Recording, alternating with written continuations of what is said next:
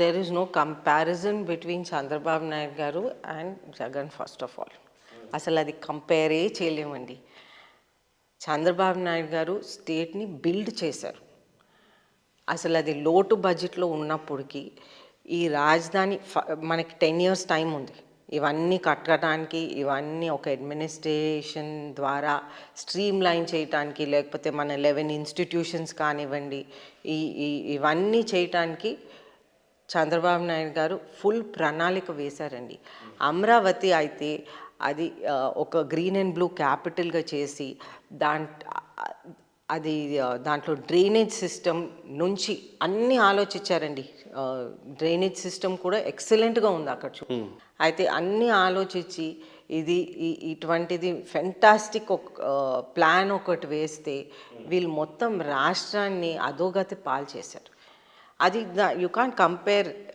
చంద్రబాబు నాయుడు గారు ఇన్ని సంవత్సరాల ఎక్స్పీరియన్స్ ఉండి ఇన్ని పాజిటివ్ థింగ్స్ చేసిన మనిషి, how can you compare him with Jagan? Jagan is only vendetta politics, nothing else. గతంలో అశోక్ గజపతి రాజు గారి మీద ఉన్న అభియోగం ఏంటంటే ఎర్రం నాయుడు గారు, అశోక్ గజపతి రాజు గారు కలిసి జగన్మోహన్ రెడ్డి గారి మీద కేసులు పెట్టారు అని. ఆ కేసుల వల్ల ఈరోజు అశోక్ గజపతి రాజు గారి మీద వాళ్ళు కూడా కక్ష సాధింపులు జరుగుతున్నాయని వాదన. ఏం చెప్తారు దీని గురించి? కేసు పెట్టాలంటే బాధ్యత తీసుకొని కేసు పెట్టాలి కదండి. కేసు పెట్టాలంటే కక్ష సాధింపు ఫేక్ కేసెస్ పెట్టడం వేరే, బాధ్యత తీసుకొని ఒక ప్రజలు పక్షం కోసం, ప్రజలు మంచి కోసం చేయటం ఇస్ టోటలీ డిఫరెంట్. కానీ ఇది నిజమా? అశోక్ గజపతి రాజు గారు, ఎర్రం నాయుడు గారు కలిసి జగన్మోహన్ రెడ్డి గారి మీద కేసు పెట్టడం ఇప్పుడు పార్టీ పరంగా కొన్ని చేయాల్సి వస్తుంది.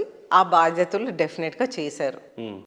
దానివల్ల ఎలాంటి థ్రెట్స్ లేవా మీకు ఇన్ ఫ్యూచర్లో? థ్రెట్ ఉంటే నాకైతే భయం లేదండి. థ్రెట్ ఉంటే ఉండొచ్చు. మీ నాన్నగారికి థ్రెట్ ఉంటే మాకైతే అటువంటి భయాలు ఏం లేవండి. ఎందుకు అంత కాన్ఫిడెంట్గా ఉన్నారంటారు? నాకు ఎప్పుడు కాన్ఫిడెన్స్ ఉంటుంది.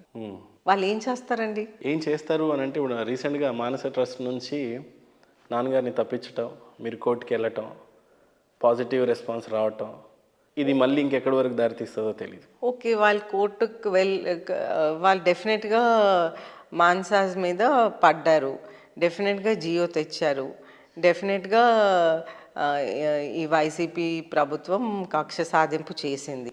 కోర్టు నుంచి వెళ్ళి పోరాడాం, అది నాన్న సైడే వచ్చింది కదా. కానీ అది ఎక్కడి వరకు ప్రొలాంగ్ అవ్వచ్చు? ఇంకా అదొకటే కాదు, in various of any other cases or something. అది how you gonna face it? అది నాన్న మీద చూపెట్టుకోవటానికి ట్రై చేశారండి, కానీ యాక్చువల్గా ఏమైంది, అది టీచర్ శాలరీస్ ఆపేశారు. ఓకే, సో అది ఎవరి మీద పడింది? అక్కడ జాబ్స్ చేసేటోళ్ళ మీద పడింది. అది కక్ష సాధింపు అంటే వాళ్ళు ఏదో మైండ్లో పెట్టుకొని ఏదో చేశారు అంతే. ఇప్పుడు నా మీద కూడా కేసు వేశారు. మనం యాజిటేషన్స్ చేస్తూ ఉంటాము, మన గేట్లు లాక్ చేసేస్తారు, లేకపోతే మనం బయటకు వెళ్ళి యాజిటేషన్స్ చేస్తాము, హౌస్ అరెస్ట్ చేస్తారు. బయటకు వెళ్ళి యాజిటేషన్ చేస్తున్నప్పటికీ మా మీద కూడా కేసులు వేశారు, కానీ మేము భయపడలేదే, చేస్తున్నాం. ఇప్పుడు ఎలాంటి కేసులు పెట్టారు మీ మీద? ఏదో ఒకటి పెడతానే ఉంటారండి. మనం యాజిటేషన్ చేస్తుంటే ఏదో ఒకటి పెడతానే ఉంటారు అందరు.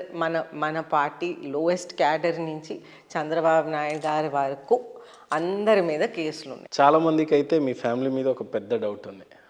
ఈరోజు ఖచ్చితంగా మీరు స్ట్రైట్గా దాన్ని క్లియర్ చేస్తారని ఆశిస్తున్నాను.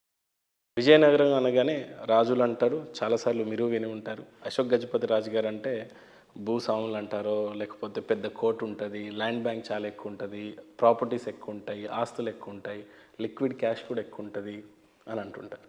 అసలు మీకున్న ఆస్తి ఎంత? ఈరోజు దాని పరిస్థితి ఏంటి?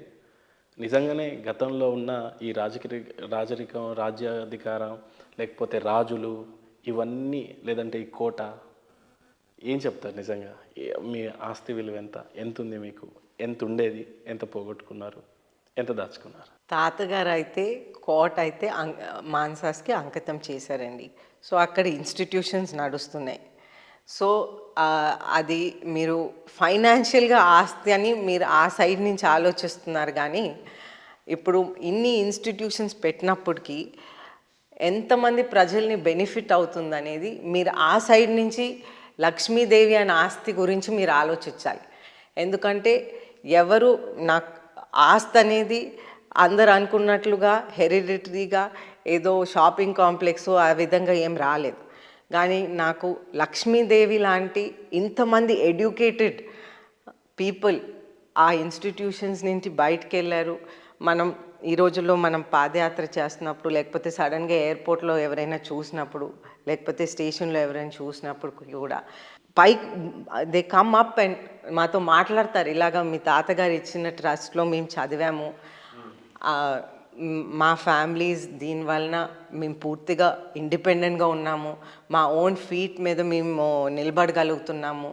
ఈ ఈ ఎడ్యుకేషన్ సిస్టమ్ తాతగారు డెవలప్ చేయటం వలన మనకి ఒక వెల్త్ ఆఫ్ పీపుల్ అనేది సరస్వతీదేవి, లక్ష్మీదేవి ఈ ఈ ఈ ఏరియాస్లో పూర్తిగా స్ప్రెడ్ అయిందని నేనైతే భావిస్తున్నాను. సూపర్ అండి. ఏం అదృష్టం చేసుకున్నారో తెలియదు కానీ నిజంగానే అంటే చాలామంది అలాంటి ప్రాపర్టీస్ని బిజినెస్ ఎక్స్పాన్షన్స్ కోసం వాడతారో, లేకపోతే వాళ్ళు భోగభాగ్యాలు అనుభవించడానికి, ఇంకా ఆ ఆస్తిని పెంచడానికి యూస్ చేస్తూ ఉంటారు.